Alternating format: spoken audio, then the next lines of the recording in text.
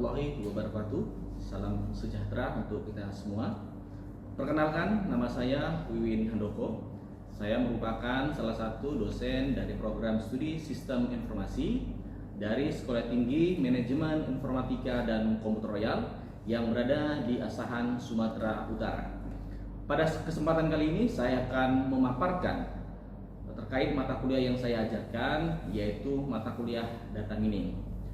Video ini disusun untuk memenuhi salah satu syarat sertifikasi dosen tahun 2023, di mana video ini merupakan bentuk ataupun bukti pernyataan diri dalam unjuk kerja Tridharma Perguruan Tinggi ataupun disingkat PDD UK TPT dalam bidang pengajaran. Video ini nantinya berisikan beberapa bagian. Yang pertama yaitu profil dan biodata saya sebagai dosen. Kemudian yang kedua adalah video pemaparan deskripsi dari mata kuliah yang saya ampuh, yaitu data mining. Kemudian yang ketiga yaitu cuplikan video pembelajaran di dalam kelas. Nah, berikut cuplikan videonya.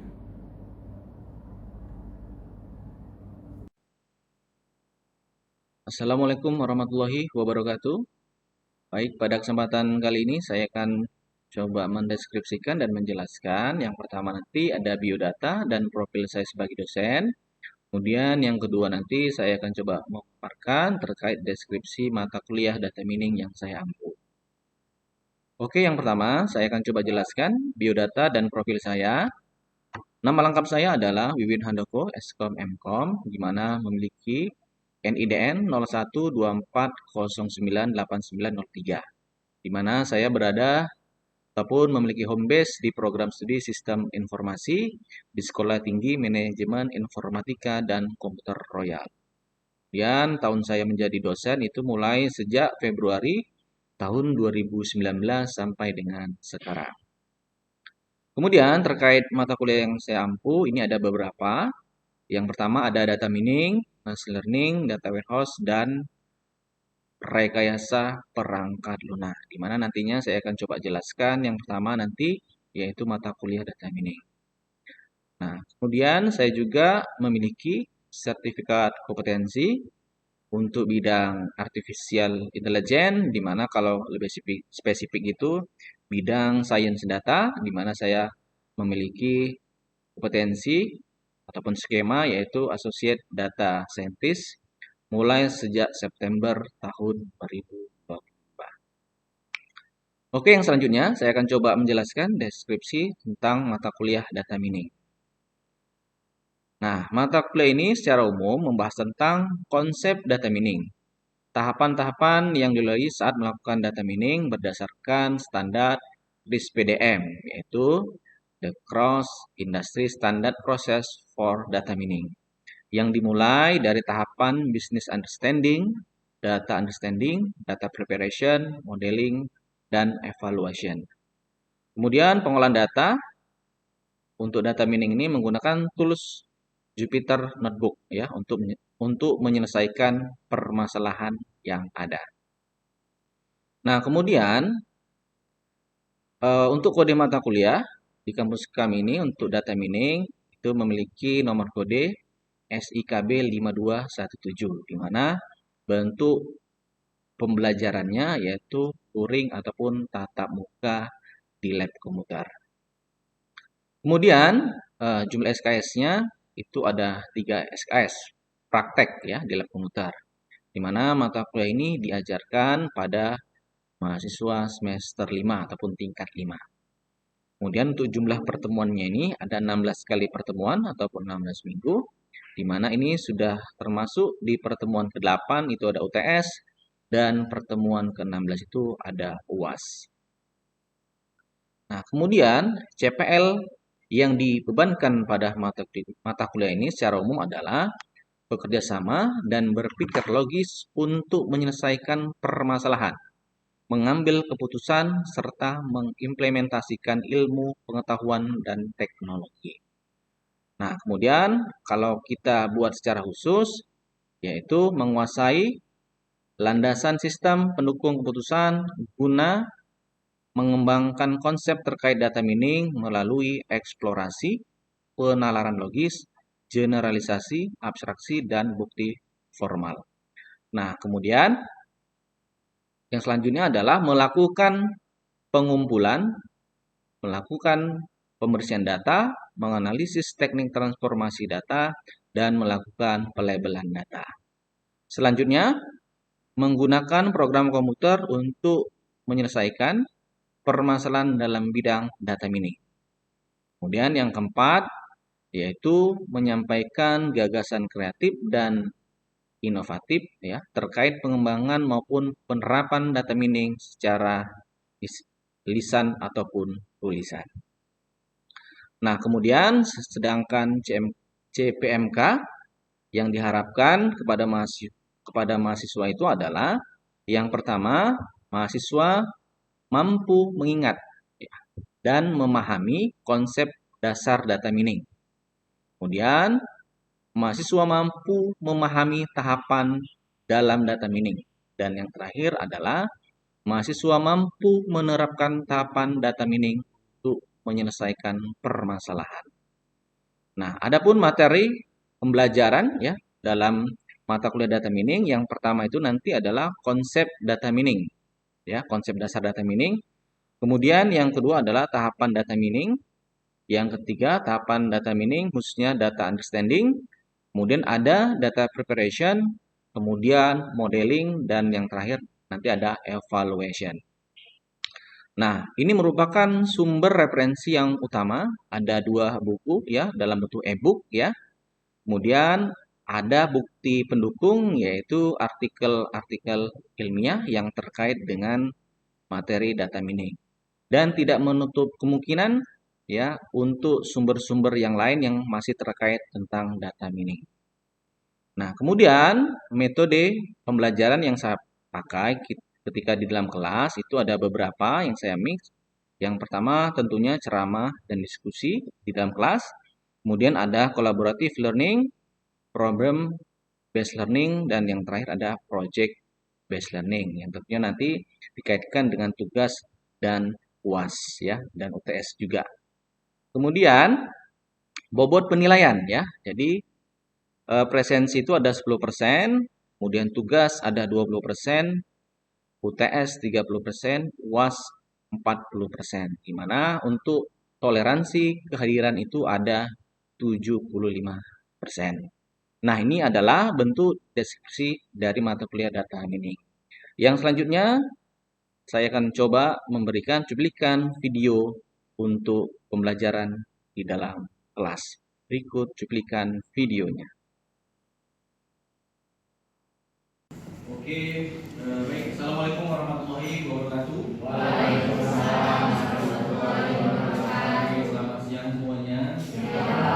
Oke, baik. Sebelum kita mulai perkuliahan, mari kita berdoa menurut agama dan budaya masing-masing. Mudah-mudahan ini berbeda dari yang sebelumnya.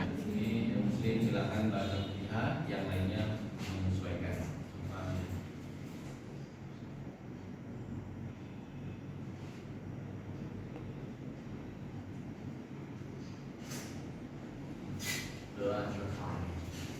Oke, baik.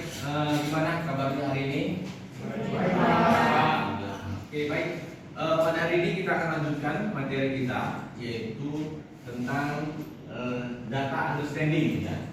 Dimana nanti kita akan coba menelaah data. Di pertemuan minggu lalu, ya, kita sudah belajar data understanding yang pertama, yaitu bagaimana untuk mengumpulkan data. Nah, kemarin tugas Anda juga sudah Anda kerjakan. Dimana kemarin kita mencontohkan bagaimana mengambil data yaitu secara eksternal. Kemarin Anda sudah cobakan di Kaggle baik dengan cara yang manual ataupun dengan cara yang pakai API. Nah, kemudian kalaulah kita sudah mendapatkan data, tentunya kita harus mengetahui isi dari data kita tersebut. Nah, maka akan kita bahas pada hari ini yaitu bagaimana untuk menelaah data. Oke, mungkin saya ingin bertanya dulu kepada Anda semua. Kira-kira apa arti dari menelaah data? Mungkin ada yang memberikan pendapat mungkin? Oke, coba kalau kamu apa menelaah data? Menurut saya Oke, memahami data. Oke, boleh. Yang lain ada kira-kira? Ada yang lain? Coba, ke sana, coba. Apa kira-kira menurut kamu menelaah data?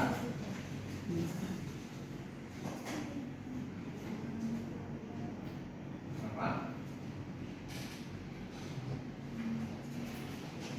Menelaah data gimana?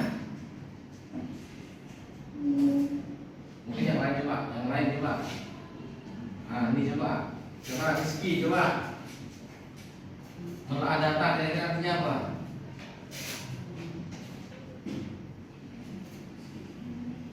Memahami data ya, memahami data dan lain sebagainya. Oke, baik. Nah, jadi menelaah data ini maksudnya adalah bagaimana kita bisa memahami data yang kita miliki. Jadi bukan sekedar hanya kita sudah mendapatkan data, tetapi kita tidak memahami isinya. Misalkan dari strukturnya, tipe datanya dan lain sebagainya. Oke, nah sekarang di sini saya sudah mendownload sebuah data ya, di mana datanya ini kita akan coba telaah bagaimana isinya nanti ya. Oke, langsung saja kita akan cobakan. Nah, yang pertama kita akan coba load datasetnya ya. Load dataset itu artinya adalah kita akan coba membuka datanya di dalam Jupyter Notebook kita.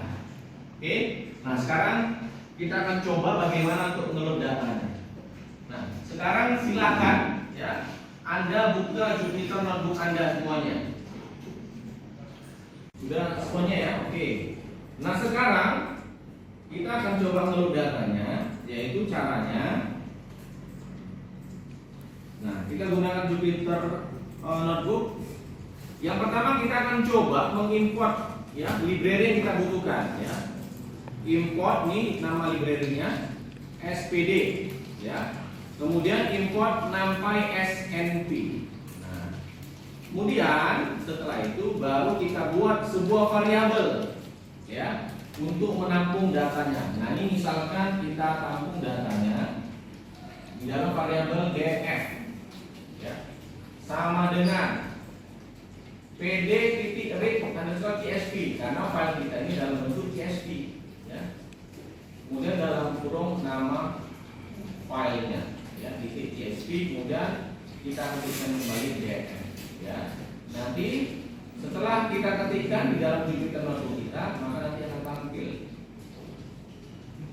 Nah, seperti ini ya. Nah, data ini merupakan data COVID ya, data COVID di Turki ya, yang saya ambil di Google. Nah, yang pertama kali kita lakukan adalah kita coba mengidentifikasi ya, kira-kira kolom-kolomnya ini apa-apa saja. Nah, kalau Anda lihat di sini ada kolom DD artinya apa?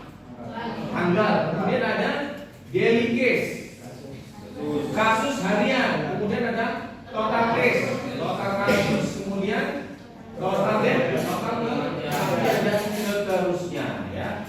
Nah, itu dia. Nah, ini adalah kita coba memahami yang pertama, datanya ya, apa-apa saja kolom-kolom yang ada di dalamnya. Kemudian kalau kita lihat di sini ya, ini ada angka 1, 4, 12 dan seterusnya. Nah, kira-kira menurut Anda ini satuannya apa? 1, 2, 3 ini untuk kasus harian. Orangkah? Apa gimana? Tentunya ini adalah orang ya, karena ini kan kasus COVID kan. Nah, berarti yang terkena kasus itu dalam satuan orang ataupun berapa banyak jiwa yang terkena kasus tersebut. Nah, kemudian Anda bisa lihat berapa banyak datanya di sini. Ya, 147 baris dengan 14 kolom. Nah, ini jadi kita bisa memahami ada 147 baris datanya dengan 14 kolom. Nah, ini kita bisa memahami datanya yang pertama ya. Kita dapat pengetahuan sedikit tentang datanya. Nah, kemudian kita bisa menampilkan 5 data awal ya. Nah, caranya bagaimana? Nah, caranya cukup gampang. Nah, kita buat ya df head. Nah, head ini artinya apa? Kalau bahasa Indonesianya kepala. Nah, jadi di dalam Python itu, di dalam Jupyter Notebook kita Kalau head maka nanti akan tampil 5 data awalnya. Oke, sudah ada ketikan ini? Sudah ya, oke. Nah, nanti akan tampil ya anggaran. Oke, yang selanjutnya kita akan coba melihat ya tipe data dari masing-masing kolom tadi. Supaya apa? Supaya kita bisa mengetahui ya ini nanti datanya tipenya apa. Sehingga nanti kalau diolah datanya kita bisa lebih memahami bagaimana untuk mengolahnya ya. Oke, sekarang Anda lihat hasilnya ya. Oke. Yang pertama kalau Anda lihat itu ada kolom Z. Tipe datanya apa? Objek ya. Kenapa objek? Karena isinya tadi adalah tanggal ya, kumpulan dari beberapa karakter. Kemudian ada daily case. Apa tipenya? Integer. Integer itu bilangan apa? Nah, bilangan bulat kan gitu ya. Yang namanya tadi korbannya tadi kan jiwa, pokoknya orang. Ini kan cocok yang integer ya bilang bulat. Misalkan ada 2 orang, 3 orang dan seterusnya. Kemudian juga total kematian ya. Kemudian total yang sembuh dan selanjutnya. Nah, ini adalah tipe-tipe data yang harus kita ketahui sehingga memudahkan kita untuk mengolah datanya. Oke, bisa kita lanjutkan? Bisa ya, oke. Yang selanjutnya kita akan coba menampilkan ya statistik data dasar. Nah, coba kita statistik. Kita lihat di sini dengan cara df.describe. Oke, silakan Anda cobakan.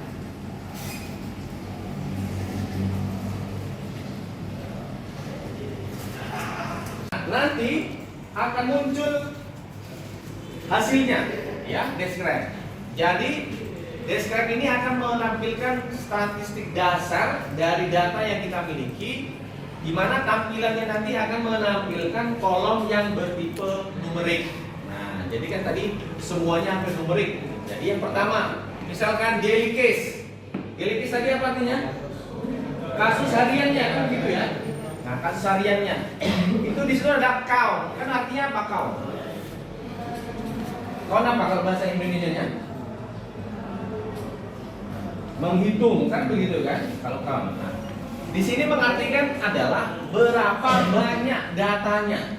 Nah, jadi untuk yang daily case tadi jumlahnya ada berapa? 147 dan cocok nggak sama yang di atas tadi? Cocok ya? Berapa banyak barisnya? Cocok. Kemudian ada min. Nah, min data yang kosong di situ ya. Nilainya yang paling sedikit kasusnya 0, berarti ada yang pada hari itu kasusnya nggak ada ya, kasus hariannya. Kemudian yang paling tinggi kasus hariannya berapa? Ada berapa kasus? 5.138. Kemudian Anda lihat juga untuk total kasusnya. Total kasusnya. Lihat. Yang paling sedikit kasusnya ada berapa? Ada satu. Kan nampak ya di atas ya. Kemudian yang paling tinggi ada berapa kasusnya? 235.408 kasus. Nah, itulah cara membaca statistik data dasar dari data yang kita miliki. Jadi ini salah satu hal yang bisa kita pakai ketika kita ingin menelaah datanya. Ya. Oke, yang berikutnya ya. Kita kembali ke slide dulu ya. Tadi sudah kita cobakan beberapa ya. Tadi ini ya, load data. Kemudian ada menampilkan 5 data awal, akhir, tipe data sudah. Ini deskripsi tadi ya. Sudah kita buat juga. Nah, kemudian kita akan cobakan ini fungsi statistik pada library apa tadi ini? Pandas ya. Kita akan cobakan beberapa. Di sini ada count, sum dan sebagainya. Kalau count tadi ini adalah banyak data.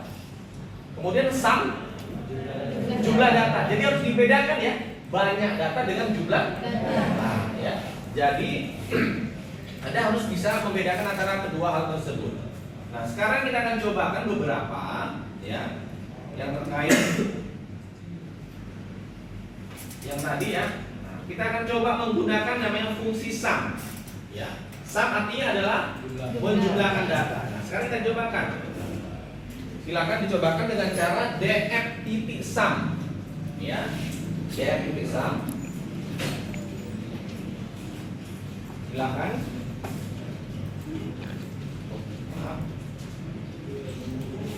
Nah, nanti sehingga akan tampil hasil ya seperti ini.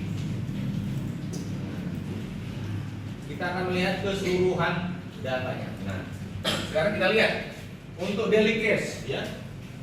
Jumlah kasus keseluruhan ada berapa di situ tadi? 235.408. Kemudian apalagi itu? Total kasusnya ada berapa? 19.790.711. Nah, itu dan seterusnya ya. Nah, jadi Anda bisa mencobakannya. Nah, kemudian Anda bisa juga menggunakan fungsi yang lain, misalkan min, ya. Boleh juga nanti Anda menggunakan median dan seterusnya ya. Oke, sekarang kita akan cobakan dengan telaah data yang lain. Nah, sekarang ini yang lebih spesifik. Misalkan kita akan coba menampilkan ya, menampilkan 5 data tertinggi. Biasanya kan kalau misalkan Anda sebagai karyawan melihat sebuah data kan biasa pimpinan itu kan akan meminta kepada Anda, misalnya coba tampilkan 5 data tertinggi ataupun coba tampilkan 10 data terendah pada data Anda. Nah, kebetulan kita akan coba spesifik di sini, coba kita akan buat 5 kasus tertinggi untuk kasus hariannya. Nah, berarti kita fokusnya kemana? Ke kolom daily case. Nah, jadi caranya perhatikan di sini. Cara codingnya seperti ini. Nah, menampilkan 5 kasus harian tertinggi. Ya. Nah, yang pertama adalah kita buat dulu sebuah variabel untuk menampung datanya. Berarti kan kita harus sortir ya. Dari 147 itu kita harus sortir dulu semua. Kita buat dari yang tertinggi sampai yang terendah. Dari 147 data itu semua ya. Kita coba urutkan dari tertinggi ke rendah. Nah, daily case sama dengan DF. DF tadi apa nih? Variabel untuk menampung datanya. Kemudian untuk mensortir dari yang tinggi ke rendah bagaimana? Nah, caranya adalah DF titik sort underscore value dalam kurung by. Nah, by ini artinya adalah kita mau memilih kolom yang mana yang mau diurutkan. Kolom yang mana tadi? Daily case. Maka ini daily case. Koma. Nah, ini istilahnya. Ya, dari yang rendah, dari yang tinggi ke rendah kita pakai metode ini ascending sama dengan false. Ya, jangan lupa F-nya itu besar. Nah, ini kan untuk keseluruhan datanya dari 147 tadi, dari yang tinggi yang rendah. Kita mau ambil berapa tadi? 5 ya. Karena mau kita ambil 5, maka kita coba buat variabel lagi. Nah, yaitu misalkan top 5 sama dengan. Nah, tadi yang daily case ini kan sudah diurutkan kan, dari 147 dan dari yang tinggi ke yang rendah. Sekarang kita ambil 5. Berarti nanti kalau sudah diurutkan kita ambil 5, top 5 sama dengan daily case titik. Nah, tadi di atas kan sudah kita bahas bagaimana menampilkan 5 data awal. Pakai apa?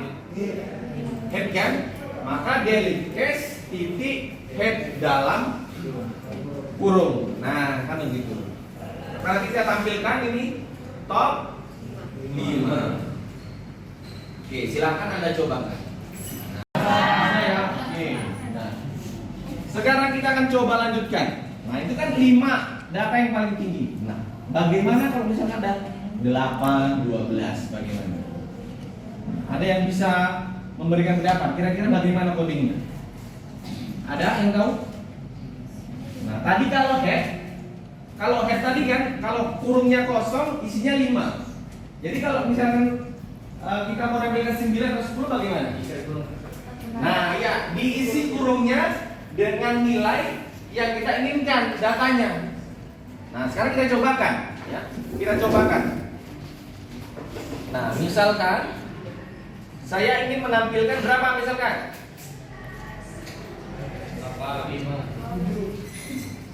7 misalkan, ya 7 ya. Nah, berarti kita tinggal menambahkan di dalam sini 7 misalkan. Nah, maka nanti Anda tinggal merankan. Maka tampilnya ada berapa? 7 kan? Nah, ini ada 7 datanya ini. Nah, nanti Anda bisa mencobakannya. Misalkan Anda mau 8, 12, 13, tinggal Anda mengganti berapa data yang Anda inginkan. Ya. Nah, jadi itulah ya bagaimana cara untuk melakukan telaah data dasar. Artinya coba kita memahami data dasarnya itu seperti apa isinya. Baik dari tipe datanya mungkin ya. Kemudian nanti banyak datanya. Kemudian bagaimana untuk mensortirnya. Nah, itu yang harus kita ketahui untuk menelaah datanya. Supaya kita paham ketika ingin mengolahnya itu bagaimana, kan begitu. Oke. Sampai sini ada pertanyaan, silakan. Ada? Enggak ada ya? Jadi udah bisa dipahami kira-kira? Bisa ya, oke. Nah, sekarang saya akan coba memberikan sebuah tugas kepada Anda. Ya, mungkin nanti minggu depan harus Anda kumpul, ya. Oke, sekarang kita akan coba ke slide-nya. Bagaimana tugasnya?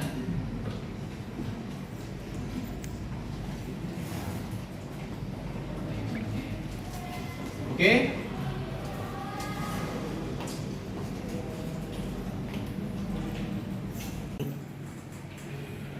Oke, nah sekarang tugasnya ini Anda yang harus Anda buat ke depannya. Nah, kemarin kan Anda sudah mempunyai data ya. Nah, jadi coba silakan Anda lakukan telaah data dasar untuk data yang sudah Anda download kemarin masing-masing ya. Nah, jadi caranya seperti yang tadi ya, yang sudah kita lakukan bersama-sama, tinggal menyesuaikan dengan data Anda. Nah, cara bagaimana? Nah, silakan nanti capture ya. Capture coding dan output yang sudah Anda miliki tadi ya, dibuat ke dalam bentuk Word ya. Dan langkah-langkahnya Anda buat seperti itu, kemudian nanti masukkan gambar hasil dari yang sudah Anda kerjakan dari data Anda masing-masing ya. Kemudian nanti silakan kumpulkan ya, kumpulkan hasil yang sudah Anda buat tadi dalam bentuk file PDF ya. Dan formatnya adalah ini, nama, kelas, kemudian tugas 2. Karena kan kemarin yang kemarin tugas 1 kan? Nah, itulah untuk tugas yang berikutnya yang harus Anda kerjakan. Bisa dipahami kira-kira? Saya. Oke, karena tidak ada pertanyaan lagi ya, mudah-mudahan nanti Anda bisa mengerjakan tugasnya dengan sebaik-baiknya seperti minggu yang lalu. Ya. Oke, saya tutup pertemuan kita pada hari ini ya. Minggu depan kita akan coba bagaimana untuk melakukan visualisasi data. Jadi setelah menelaah data, kita akan coba melakukan namanya visualisasi data. Oke, terima kasih atas perhatiannya. Assalamualaikum warahmatullahi wabarakatuh. Waalaikumsalam. Demikian deskripsi singkat serta video pembelajaran dari mata kuliah yang saya ampu, yaitu mata kuliah data mining. Semoga dengan video ini dapat memberikan gambaran sebagai bentuk kinerja saya dalam bidang pengajaran. Saya mengucapkan terima kasih kepada tim penilai dan seluruh panitia sertifikasi dosen SMART tahun 2023. Serta saya juga berterima kasih kepada seluruh pimpinan, teman sejawat, serta mahasiswa STMIK Royal. Demikian yang dapat saya sampaikan, lebih dan kurangnya mohon maaf. Assalamualaikum warahmatullahi wabarakatuh.